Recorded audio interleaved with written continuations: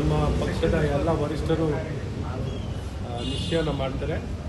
ಮಾತುಕತೆಯಲ್ಲಿ ಭಾಗವಹಿಸಬೇಕು ಬೇಡವಾ ಅನ್ನೋಂಥದ್ದು.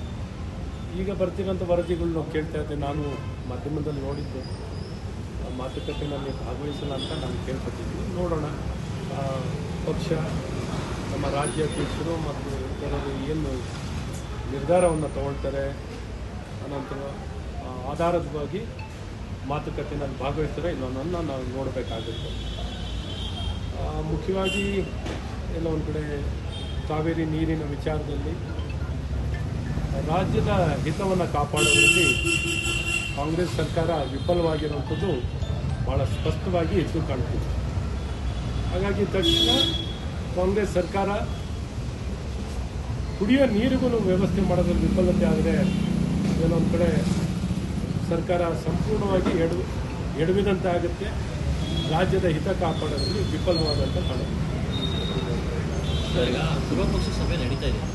ಸರ್ವಪಕ್ಷ ಸಭೆಗೆ ಅಂದರೆ ಈಗ ಅವಕಾಶ ರಾಜ್ಯದ ಸಮಸ್ಯೆ ಬಂದಾಗ ಏನೇ ರಾಜಕೀಯ ಇದ್ದು ಬದಿಗಿಟ್ಟು ಎಲ್ಲ ಒಟ್ಟಾಗಬೇಕು ಅನ್ನೋದು ನಿನ್ನೆ CM ಹೇಳ್ತಾರೆ. ಇಲ್ಲ, ಖಂಡಿತ ಇದು ಒಪ್ಪಂತ ಮಾತು.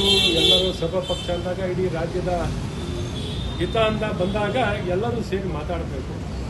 ಆದರೆ ಇದುವರೆಗೂ ನೀರು ಬಿಟ್ಟು ನೀರನ್ನು ಹರಿಲಿಕ್ಕೆ ಬಿಟ್ಟು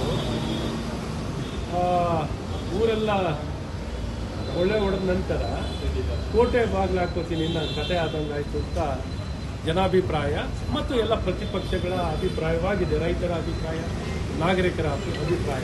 ಹಾಗಾಗಿ ಬಿಸಿ ತುಪ್ಪ ಆದಾಗ ಅವ್ರು ಯಾವಾಗ ನುಂಗ್ಲಿಕ್ಕಾಗಲ್ಲ, ನಿರ್ವಹಣೆ ಮಾಡಲಿಕ್ಕಾಗಲ್ಲ ಅಂತ ಸವಾಲು ಬಂದಾಗ ಈ ರೀತಿ ಸರ್ವಪಕ್ಷ ಕರೆಯುವಂಥದ್ದಾಗ್ತಿದೆ. ಹಾಗಾಗಿ ಎಲ್ಲ ಒಂದು ಕಡೆ ಪ್ರತಿಪಕ್ಷಗಳಿಗೆ ಈ ಮುಂಚೆ ಯಾಕೆ ಕರೆದಿಲ್ಲ ಅನ್ನೋಂಥ ಪ್ರಶ್ನೆ ಉದ್ಭವ ಆಗಿದೆ.